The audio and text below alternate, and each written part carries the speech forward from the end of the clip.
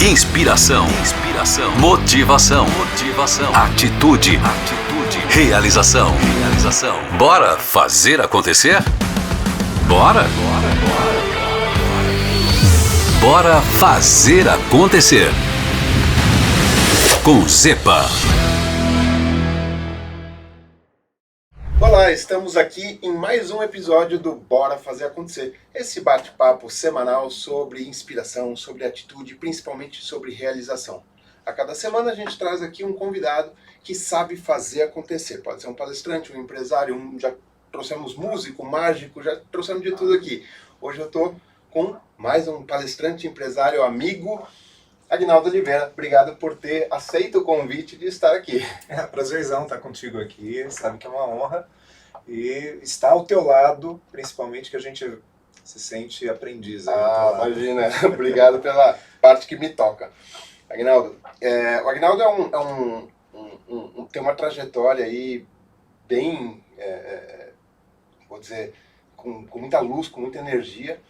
E ele diz, inclusive, né, que ele já passou por 4 estágios, né, que já foi empregado, já foi desempregado, já foi empregador, né, já foi empresário e agora está como dono do CEO do teu próprio arroba, né, está como fazendo consultoria, fazendo coaching, palestrante também. Como é que foi essa trajetória aí? Me conta um pouquinho aí, resumidamente, aí, teu histórico. Eu acredito que o momento que eu estou hoje é um momento muito bacana, porque eu já passei por todos os lados. A gente costuma dizer que já passou pelos 2 lados, né, de ser empregado e empregador, mas na realidade são mais que 2 lados, né? Eu já fui desempregado, já estive naquele momento de querer fazer uma transição de carreira, e a transição de carreira ela sempre é muito desafiante também, porque é o desconhecido, embora o desconhecido muitas vezes seja muito bom, né?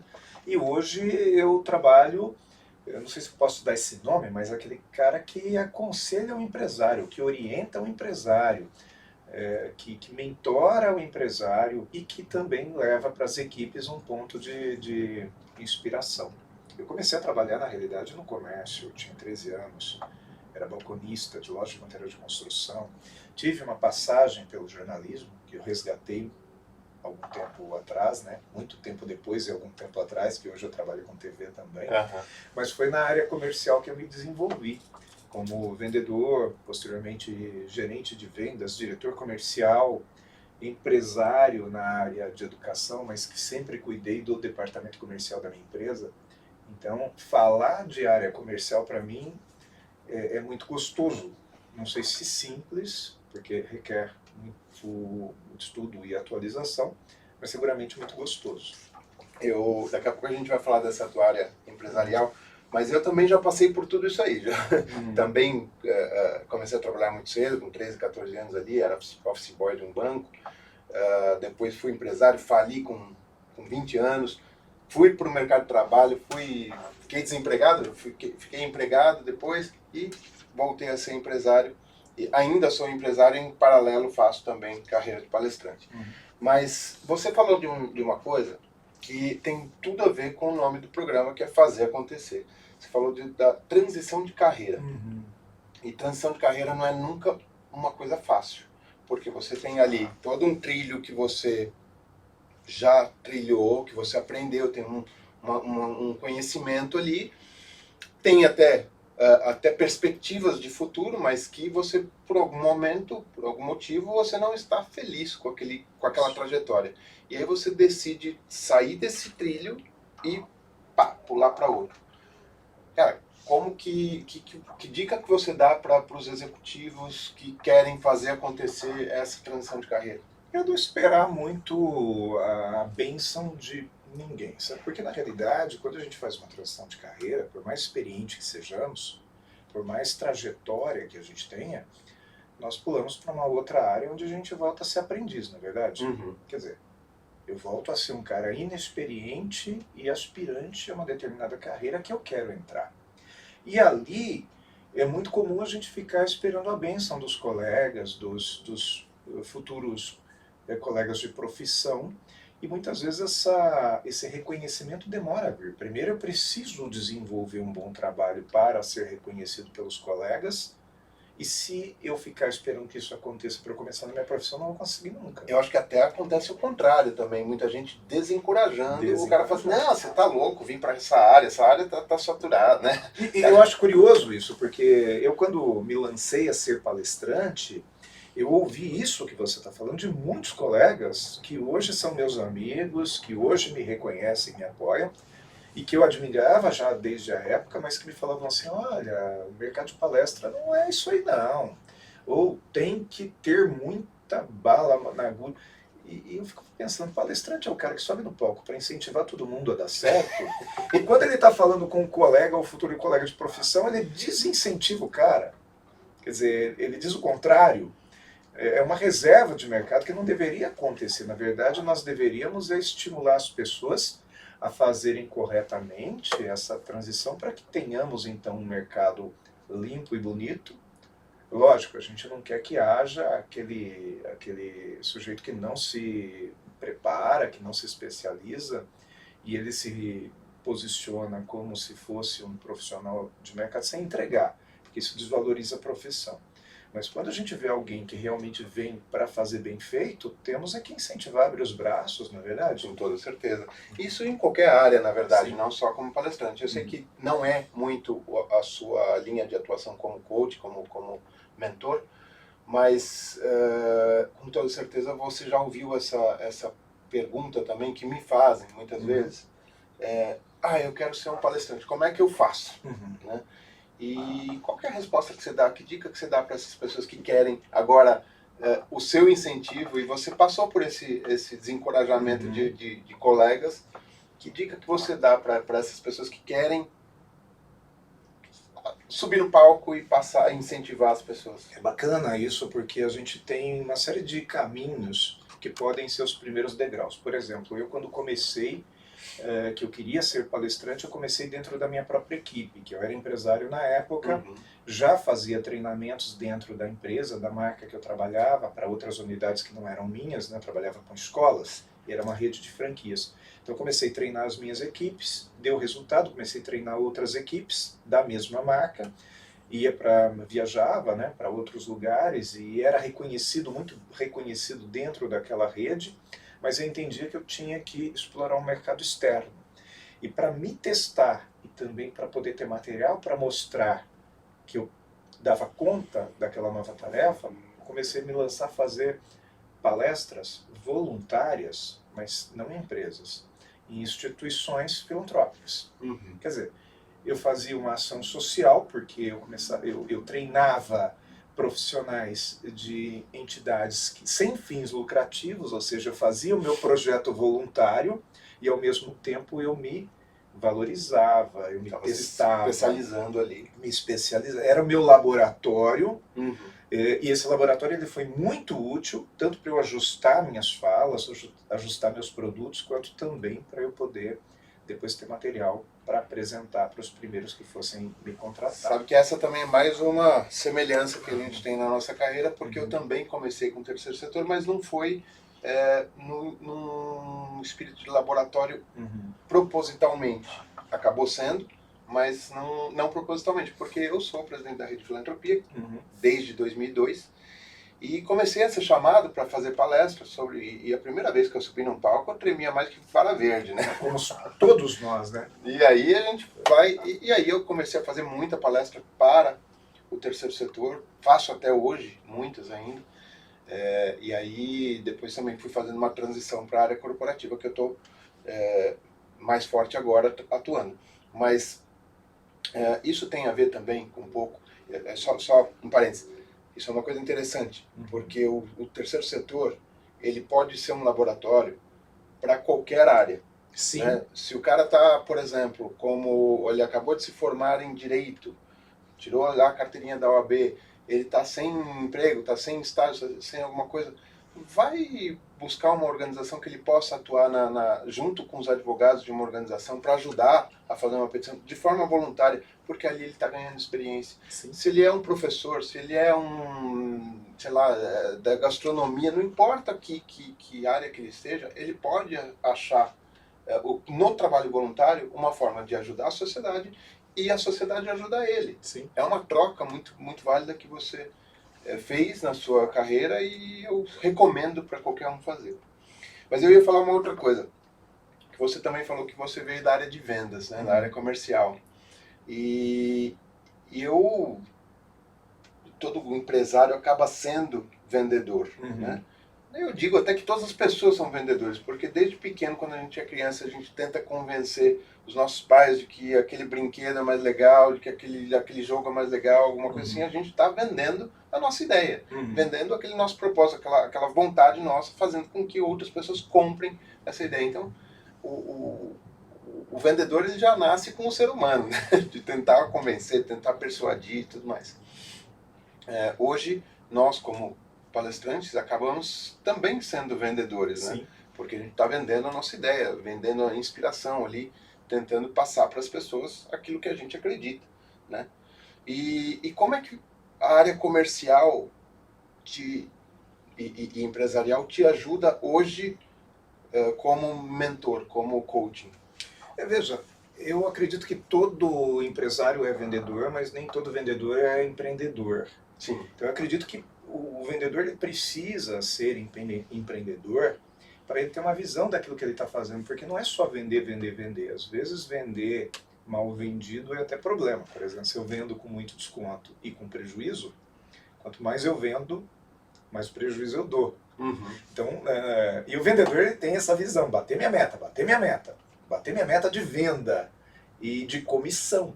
Eu costumo dizer aí, para chegar na resposta para a tua pergunta, que todos nós, isso sem exceção, qualquer que seja a profissão, nós existimos para resolver o problema dos outros. Você está aqui trabalhando porque alguém está buscando informação. A Gabi está aqui trabalhando porque sem ela a gente não consegue operar o trabalho. Ela é a técnica, ou seja, ela está oferecendo para a gente alguma coisa que nós precisamos.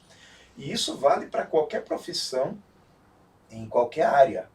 Então, se nós estamos para oferecer solução para o problema dos outros, aí nós precisamos pensar como é que nós fazemos para nos remunerar, porque as pessoas pagam para isso. Só que o vendedor, ao invés dele pensar em resolver o problema do outro, ele está pensando muito em resolver o problema dele, que é a comissão. Por outro lado, se ele muda o foco e ele começa a pensar em resolver o problema do seu cliente, do seu empregador, do seu representado, se ele for um representante, e tantas outras variações, clientes internos e externos, ele passa a ser um cara querido, no sentido das pessoas quererem, e segundo, valorizado, porque vão pagar por isso. Quanto mais resultado ele dá, mais pagam.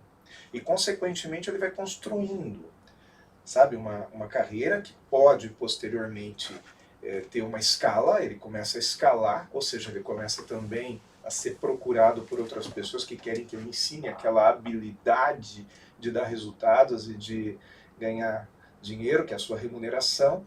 E a hora que ele vê, ele está como um grande mentor de vendedores, e isso, modéstia à parte, foi o que aconteceu comigo. Eu focava muito no resultado das minhas empresas ou daquelas pessoas que me contratavam. E focando o cliente, né? É isso. Porque eu costumo dizer que o vendedor, e isso serve para outras profissões também, é um arquiteto de pontes. Né? Ele tem que construir aquela ponte o mais rápido possível, de forma mais rápida possível, de forma mais barata possível, para levar o cliente dele do ponto A, que é ele estar com um desejo, com um sonho de algum produto, algum serviço, até a realização daquilo, estar com o produto ou com o serviço, né, da forma mais leve possível.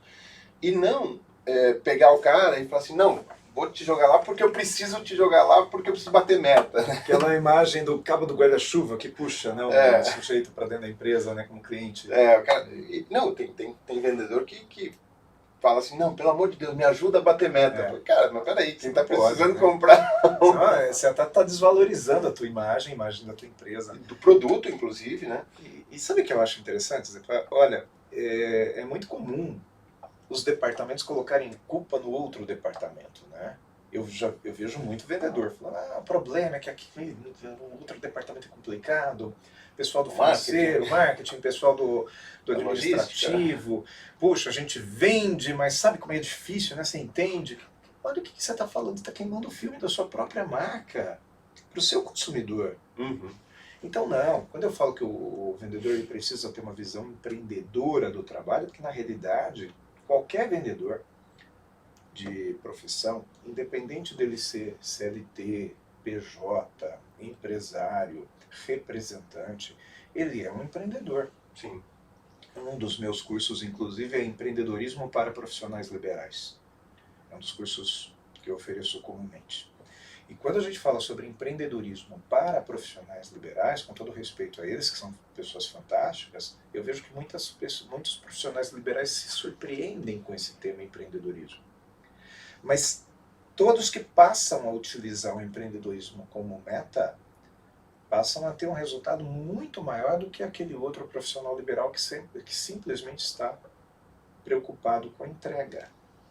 Então veja só, existe a entrega, que é aquilo que ele aprendeu na faculdade, um dentista que vai cuidar, né, dos dentes de um paciente, um arquiteto que vai fazer um projeto, e existe o atendimento, que é como ele se relaciona com aquele paciente. Tem muito profissional excelente tecnicamente que é ruim de relacionamento, e isso desvaloriza o passe dele também. E tem o empreendedorismo. O que é o empreendedorismo? Ele enxergar o crescimento. Então tem o sujeito que sai de uma faculdade de odonto e vai trabalhar sempre fazendo aquele mesmo atendimento por muitos anos na carreira, não que isso não seja bom, mas enfim, é uma linha reta que não cresce. E existe aquele cara que sai da faculdade com o diploma na mão, já pensando em empreender, já pensando em construir, uma construção. O que eu vou fazer? O que eu vou criar aqui que não existe no mercado, mas que soluciona o problema de uma série de pessoas? Eu vejo que a raiz desse problema está em duas coisas, principalmente. Primeiro, que as pessoas confundem empreendedorismo com abrir uma empresa, abrir um negócio. E empreendedorismo é mais amplo do que isso. Abrir um negócio é uma forma de empreender. Mas empreender é realizar coisas, é sonhar, é colocar os seus recursos tangíveis e intangíveis na mesa, levantar, arregaçar as mangas, planejar e realizar. Então você vai fazer uma reforma na sua casa, é uma forma de empreender, porque você passa por todas essas etapas. Você vai fazer uma grande viagem, uma festa de casamento, tudo são formas de empreender. Um trabalho voluntário, um coral da igreja, um time de futebol, um síndico amador, de condomínio também. Não é? É um empreendedor. Tudo isso é uma forma de empreender. Então qualquer pessoa, não importa qual posição ela seja um profissional liberal, um empresário, um CLT ou até mesmo um desempregado, ele tem formas de empreender, né? E saber que com os recursos dele, com a habilidade dele, com o esforço dele, vai realizar alguma coisa em prol dele próprio, da família, da sociedade, enfim. Esse eu acho que é um ponto, né? Essa confusão de empreendedorismo com abrir empresa. A outra questão que eu acho que é um pouco mais, o buraco é um pouco mais embaixo, mas você já chegou a dar uma citada nisso, é que as profissões hoje, a grande maioria das profissões não ensina o profissional a ser empreendedor. Eles podem sair da faculdade como um excelente dentista, como você colocou, um advogado, um arquiteto. Pode ser excelente, criativo, etc. Mas ele não sabe empreender. Ele não sabe nada de marketing, de atendimento, como você colocou. Então, eu acho que é esse o teu papel agora, né, de colocar para esses profissionais liberais, essa questão do empreendedorismo na profissão deles. Quando eu falo que a faculdade está muito distante da realidade das empresas, isso não é um desrespeito aos grandes mestres que a gente vê nas faculdades.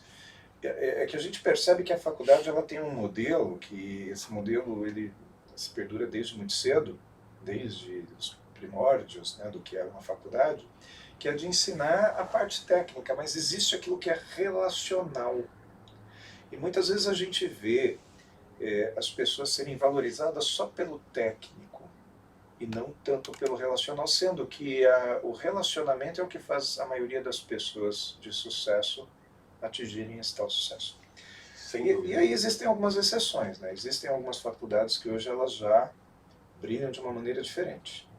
Nós poderíamos citar aqui, mas talvez fosse até um pouco deselegante citar algumas só. Existem algumas faculdades que começam a preparar o aluno para ele sair daquela faculdade primeiro. Ele sabe procurar emprego, ele sabe se relacionar, ele sabe montar um negócio, ele sabe se vender, porque venda não é sinônimo de lábia. que é uma coisa que a gente ouve muito, eu não sou bom para vender porque eu não tenho lábia. Mas ninguém está falando de lábia, pelo contrário, isso é até um desrespeito ao vendedor. Porque lábia talvez eu traduzisse como algo meio desonesto, né? De convencer você de algo que não é a realidade. Exato. Não, vender é uma técnica, tem uma engenharia por trás, existe um processo. Inclusive existe a venda consultiva. Né? Consultiva, existe a venda relacional e a venda consultiva. Né? Se nós pegarmos a venda consultiva, ela é feita dentro da escola que eu sigo por 8 passos, que é pré-abordagem, abordagem, identificação da necessidade, entrega da solução, negociação, controle das objeções, fechamento e pós-venda, que também é um pré-venda. Ou seja, você tem todo um processo que beneficia o consumidor, além de beneficiar a empresa e o vendedor. Ele beneficia a relação, ele beneficia quem quer chegar num objetivo. Porque se eu estou te vendendo, já a gente volta na faculdade, se eu estou te vendendo alguma coisa, eu tenho o objetivo de vender, mas você também tem um objetivo de comprar. Porque não fosse isso, nós não estaríamos aqui nesse relacionamento. Nós teríamos parado em etapas anteriores. Então, se há o objetivo da sua parte em comprar, o bom vendedor é aquele que facilita a compra a ponto dela ser segura e assertiva. Para isso, existem algumas técnicas que eu sigo, que é identificar a sua necessidade para poder oferecer algo realmente adequado a você. Bom, dito isso, quando eu aprendo essa técnica, eu não estou ludibriando o meu consumidor, como muitos dizem por aí. Pelo contrário, estou ajudando. Quando se fala em vendedor para um leigo, qual a imagem vou pegar um desenho animado aí, qual a figura, o personagem? Vendedor de enciclopédia, né? Ou eu já lembro de outro, eu lembro do Zé Carubu lá no desenho do Pica-Pau, sabe, jogando moeda para cima, como se fosse assim, um malandro, né? Um malandro. Mas não é, esse estereótipo, ele prejudica muito até quem quer comprar, porque muitas vezes eu vou para comprar alguma coisa que eu realmente preciso, e não consigo comprar porque eu não consigo confiar na figura de um vendedor. Por outro lado, o vendedor tem algumas técnicas que ele pode utilizar de pré-abordagem e abordagem que facilitam essa confiança. E eu acredito que as faculdades que começam a ensinar esse trabalho de uma maneira correta, ou seja, relacionamento, comunicação, empreendedorismo, visão de mercado e respeito ao consumidor, elas estão um passo à frente daquelas outras que ensinam simplesmente a técnica. E o relacionamento eu digo sempre que é o ingrediente número 1 para fazer acontecer. Você precisa saber o que é o relacionamento, saber onde você, perdão da palavra, mas tirar proveito disso, mas ver as oportunidades daquele relacionamento, né? Ver o que pode servir ali para aquilo que você quer. Então, relacionamento é importante não só para o vendedor, mas para qualquer profissão. Sim. E no empreendedorismo isso é essencial. Eu quero entrar num outro assunto que tem a ver bastante com o empreendedorismo, mas eu quero passar uma frase. Eu tenho aqui no meu programa um quadro, todo episódio, eu trago uma frase minha, que eu citei em algum livro, ou alguma palestra, alguma coisa, ou algum texto que eu fiz nas redes sociais, para a gente entrar nesse assunto que eu gostaria de falar. A frase que eu separei é: o nervosismo é inimigo da sabedoria. Essa é a frase que eu separei, e aí tem muito a ver com um tema que eu queria entrar em contato, falar contigo, que é sobre inteligência emocional. Hoje em dia, onde se aplica inteligência emocional no empreendedorismo? Você coloca isso para os seus mentorados? Como é que você fala isso? Qual é a dica que você dá? Eu gosto de uma frase do Vanderlei Luxemburgo, que ele que fez tanto sucesso lá nos anos 90, e hoje a gente olha para ele talvez como relacionado a futebol um tanto que ultrapassado, mas lá nos anos 90 ele era o cara. E ele falava o seguinte: o medo de perder tira a vontade de ganhar. E olha que interessante, que célebre que é essa frase, que nem sei se é dele, na verdade. Eu ouvi uma vez uma entrevista dele. Mas o medo de perder tira a vontade de ganhar. Então, no empreendedorismo, não significa que você tem que ser aquele cara ousado e destemido e que é inconsequente. Muitas vezes olham para um empreendedor como se fosse um cara inconsequente. Aposta, aposta, aposta, aposta. Não é isso. Tudo em nome do lucro? Não. hora você não vai entrar naquela aposta. Aliás, o bom empreendedor é o que avalia riscos e muitas horas, em muitos momentos também, ele faz o quê? Ele recua em relação a seus investimentos. Quando eu falo de investimento, não é só financeiro, mas suas ações. Ele fala, não, essa ação eu não vou entrar porque ela não é segura, ou ela não tem um mínimo de segurança. Agora, que o empreendedor precisa ter um certo apetite aos riscos, isso ele precisa. Então, risco moderado, risco calculado. Quando a gente tem medo, ou como você pergunta, né, o nervosismo, eu posso ter um nervosismo no sentido de vou subir no palco pela primeira vez, ou vou subir num palco importante pela primeira vez, ou vou vir no programa do Zepa, quer dizer, no podcast do Zepa. Eu fico nervoso porque é uma responsabilidade grande. Mas quantos segundos eu demorei para topar quando você me convidou? Imediato, porque assim, é uma responsabilidade grande, super, mas eu quero. Não é? Se eu sou jogador de futebol, poxa, o técnico da seleção brasileira me convidou, eu vou. Não tem essa, ai, será que eu dou conta? Acho que eu não estou preparado. Estou preparado. Se eu não estou preparado, eu me preparo. Eu vou me preparar. Não é? É uma oportunidade que eu tenho de me preparar. Então, esse nervosismo, ele não pode te cegar, ele não pode te bloquear caminhos. Não, é um nervosismo no sentido de eu ser mais minucioso. Sabe aquele negócio? Eu gosto de dizer que todo empreendedor, embora venda, empreendedorismo tenham critérios técnicos, mas eu gosto de dizer que são trabalhos artísticos, não no sentido de você fazer só com talento, porque eu considero que tudo isso é técnica, mas no sentido de você fazer com arte, com carinho. O que é arte? Arte é tudo aquilo que você faz com carinho e que você pode assinar. Se você faz com a tua cara, que você tem carinho, tem a tua cara, e você pode assinar, e alguém olha e fala, nossa, isso aqui tem a ver com o Aguinaldo, isso aqui tem a ver com o Zepa, né? Tem a cara dele. Poxa, isso é arte. Não é verdade? O contrato é verdadeiro, né? Você faz um trabalho mal feito, alguém fala, isso aqui só pode ter sido feito pelo fulano, né? Aí é ruim. Então, veja, à medida que você põe carinho no teu trabalho, esse nervosismo é bom. Mas ele não pode te paralisar. Até porque você nunca está preparado 100% para nada. Até porque se você estiver preparado para tudo 100%, não tem mais o que fazer, né? Não tem, morre, né? Porque não vale a pena mais estar aqui. Exato. Eu tive uma passagem interessante, que eu fui para um evento, fui palestrar num evento na Suíça. E esse evento era feito por um banqueiro, um cara milionário lá. E eu estava Estava organizando a segunda edição do meu maior evento, que é o FIF, né, o Fórum Interamericano de Filantropia Estratégica. E aí eu falei, pô, vou estar do lado do banqueiro, vou apresentar o meu projeto lá pro cara, vou vender um patrocínio para ele e tal. E eu ali, inglês mais ou menos, né, tava ali, me preparei, falei na frente do espelho, falei com a assessora dele, falei assim, eu quero 5 minutinhos com o Jonathan e tal. E aí não conseguia, ele estava sempre ocupado, reunião e tal. Quando estava chegando no final do evento, eu já estava quase desistindo. A assessora dele chega e fala assim, olha, o Jonathan quer almoçar com você amanhã. Que frio na barriga, né? Cara, como assim almoçar, né? Eu me preparei para falar 5 minutos com ele, como é que eu vou falar em inglês 1 hora com ele, né? Aí a frase que eu sempre uso, né? Assim, se você sabe fazer cookie, faz com o que tem.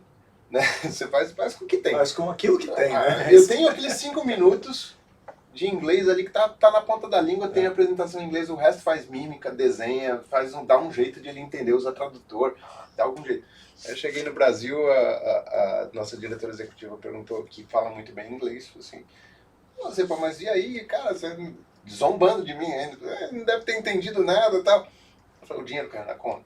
Então, entendeu? O resultado houve. Então, assim, aquele nervosismo gostoso que te desafia, né? Você vai lá e fala assim, não, eu vou conseguir mesmo assim. Eu não estou preparado para isso, mas vai assim mesmo, né? Sabe que é interessante isso que você está falando de inglês? Porque, olha só, eu trabalhei por muitos anos com escolas de inglês. E o que eu mais ouvia era aquele aluno que falava assim, nossa, eu estou há tanto tempo já fazendo curso de inglês, em muitas instituições e tal, mas eu não consigo falar inglês. Só que quando a gente ia fazer um teste de nivelamento com o sujeito, ele falava muito bem. Ah, mas eu cometo erros. Sim, como todo estrangeiro. Uhum. Então, se eu for falar hoje com um americano que vem ao Brasil, que ele fala inglês fluente, não fala português, ou que ele fala em português parcialmente, eu vou fazer um esforço para entendê-lo com aquele português errado. Uhum. Mas eu vou dar parabéns no final. Eu falo, nossa, como você fala português bonitinho. Não é assim? Uhum. Mas a gente que vai, se cobra demais e vai falar com um nativo no inglês para uma reunião de negócio, a gente se cobra a ponto de paralisar. O meu inglês não precisa ser perfeito, ele não é meu primeiro idioma, né? É a frase, né? O nervosismo É. é o Então, inimigo da sabedoria. o que eu costumo dizer é o seguinte, vai com aquilo que você sabe. Vai, Cookie, faz né? cookie. Vai com aquilo que você sabe e você vai encontrar formas de falar com a pessoa. E se não entender alguma coisa que o outro falou, você vai pedir para repetir, porque na realidade você não é obrigado a ser perfeito. Não é obrigado a ser perfeito. Tem uma frase que o meu irmão me falou uma vez, e ela não é dele, óbvio, mas que ele ouviu por aí, é que o feito não precisa ser perfeito. Feito é melhor que perfeito. Exato. Sheryl Sandberg. Falou essa... Olha aí, você está me dando a fonte. Sheryl Então. Sandberg. Você está me dando a fonte, que legal. E ele me falava isso uma vez que ele estava terminando a manutenção na casa dele, ele estava de mudança, e a última coisa que foi fazer, que não precisava, que era uma questão mais de capricho final, ele lascou um vidro. E aí ele falou isso, né? Ele falou, pois é, se eu tivesse deixado do jeito que estava, e já estava maravilhoso, Foi querer a perfeição, foi querer estragou. uma perfeição que realmente não era imperceptível, né? Então, não que você não possa aperfeiçoar aquilo que você faz, e pode e deve, mas também curtir os degraus, os momentos, Uhum. sabe? A gente precisa curtir cada degrau. E isso tem a ver com tanto essa frase quanto a questão do inglês ali, de ser perfeito. É muito parecida. A frase é uma outra frase, mas que tem o mesmo significado, que é o ótimo é inimigo do bom. Isso. Porque às vezes a gente quer tanto o ótimo e a gente perde tanta energia, tanto tempo para aquilo que a gente paralisa, quando já estava bom, já podia ter feito, né, já estava rodando e aperfeiçoando com o tempo. Né? E a gente fica, né, assim, por exemplo, o Clóvis de Barros, uma vez ele, numa desses trechos célebres que ele solta por aí, todo mundo deve conhecer o Clóvis, né, ele fala que a gente era do colégio primário, né, no tempo da minha infância era primário, mas bom mesmo é quando eu estiver no ginásio, bom mesmo é quando eu estiver no ensino médio, na época era colegial. Bom mesmo é quando eu estiver na faculdade. Bom mesmo é quando eu estiver na faculdade. Então, o bom mesmo é sempre o futuro. E é lógico, a gente quer o futuro. A gente sempre vai querer o futuro. Mas toma cuidado para não deixar de ser feliz no agora, né? E tem gente que também é o contrário, né? O cara fala assim, tá no colegial, tá no ensino médio, fala, era bom quando era no ginásio.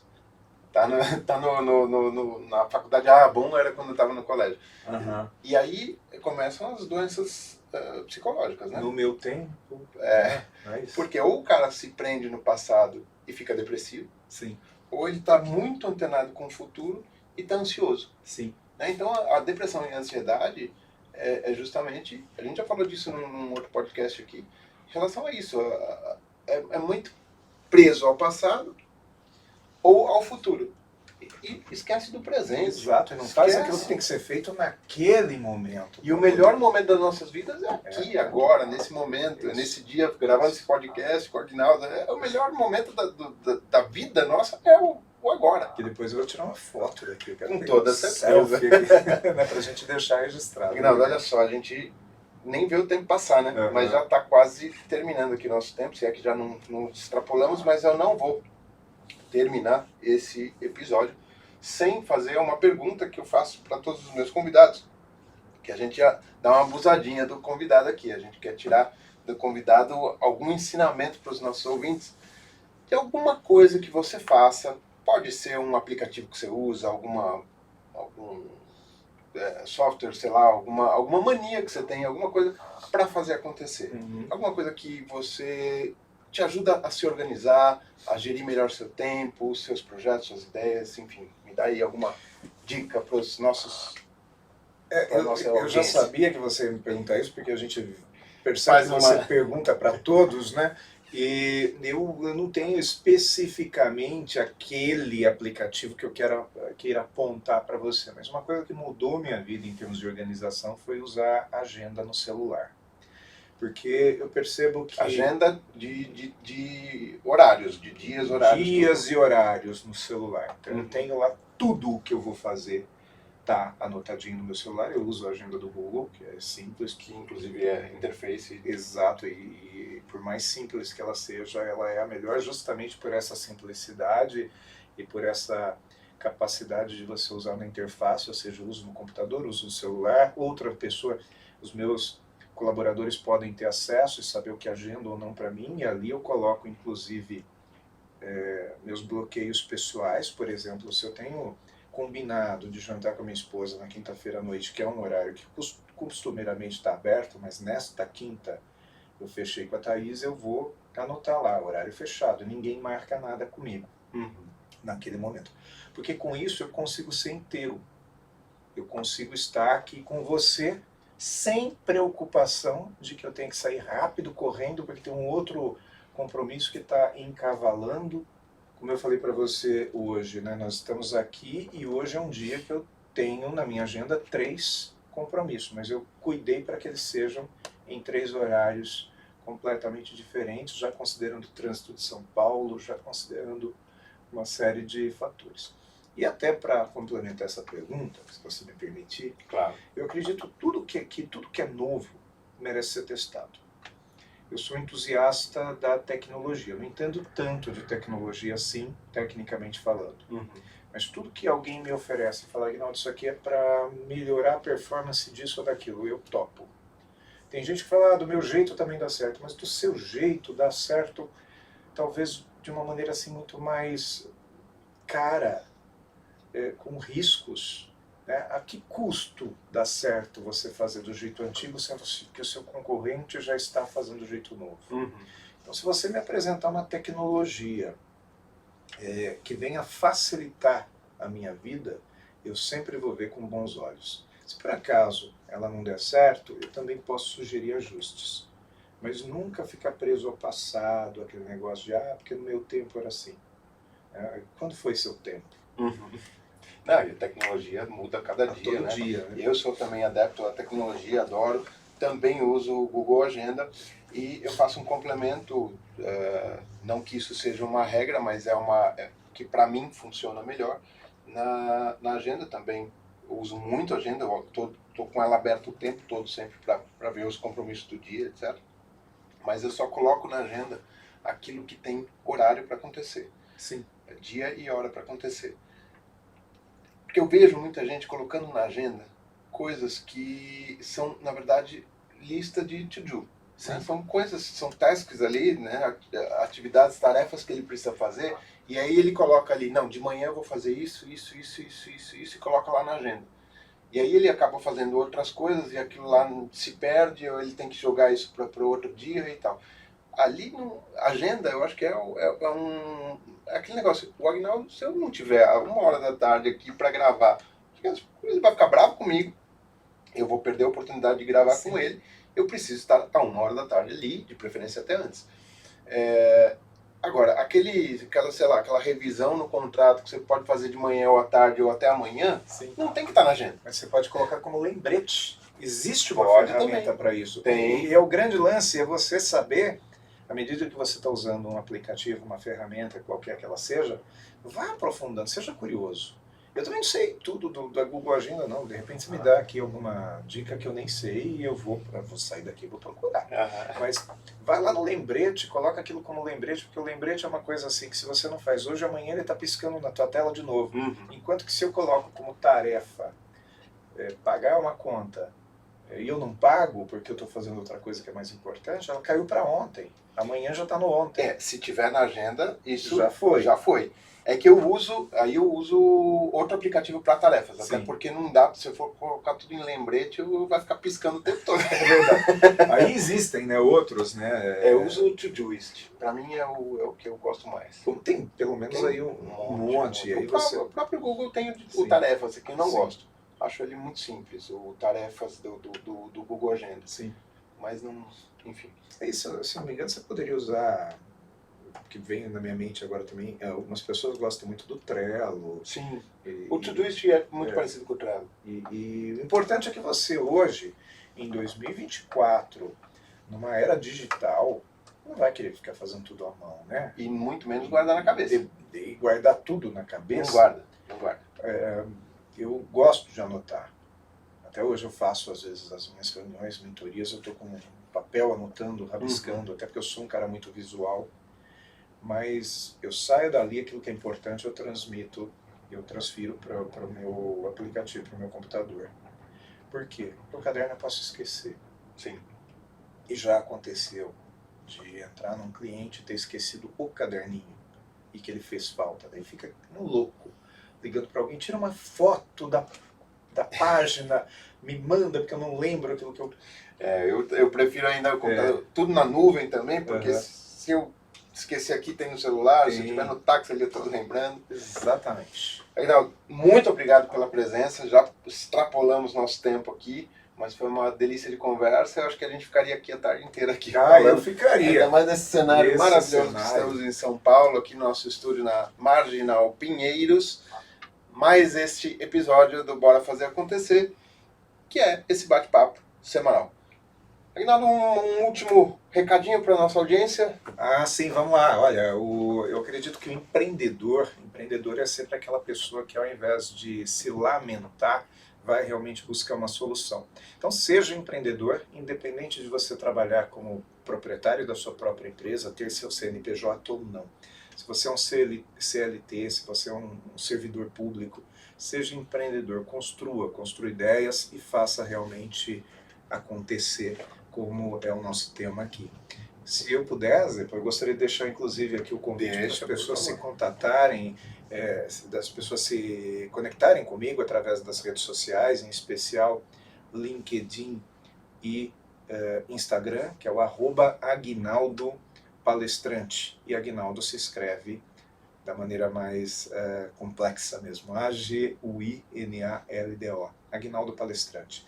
É um prazer receber vocês lá nas minhas redes sociais também, e essa conexão que a gente tem hoje, né, e reforça hoje, ela sempre vai ser útil para nós, para ter certeza. Certeza. Muito obrigado mais uma vez, e é isso aí, chegamos ao final de mais um Bora Fazer Acontecer. Se liga aí, liga no sininho aí, se inscreve, manda para aqueles teus amigos que estão precisando daquele chacoalhão para fazer acontecer, estão precisando de um pouquinho de atitude. Curte, comenta, me fala o que você achou desse episódio e bora lá fazer acontecer, porque, como eu sempre digo, quem fica parado é poste. Beijo, Tozepa! Bora? Bora fazer acontecer. Com Zepa.